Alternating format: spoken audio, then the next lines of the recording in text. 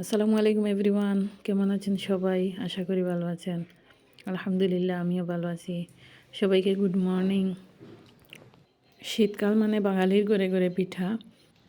সকাল সকাল ঘুম থেকে উঠে পিঠা বানানো শুরু করছি। ভাবলাম আপনাদের সাথে একটু শেয়ার করি। কার কোন পিঠা পছন্দ কমেন্টের মাধ্যমে জানাবেন। আমার পার্সোনালি তেলের পিঠা খুবই পছন্দ, কিন্তু আমার বাসায় সবাই এই পিঠাটা খুবই পছন্দ করে। তাই শীতের দিন আসলেই কোনো না কোনো সকালে এই পিঠা বানাতে বসে সবাই। সবার ঘরে ঘরে সারা বছরই পিঠা হয়, কিন্তু শীতকাল আসলে একটু বেশিই হয়। বিশেষ করে শীতকাল আসলে তো আর পিঠার কোনো বিকল্প নাই। সামনে সংক্রান্তি আসছে, সবাইকে অগ্রিম সংক্রান্তির শুভেচ্ছা।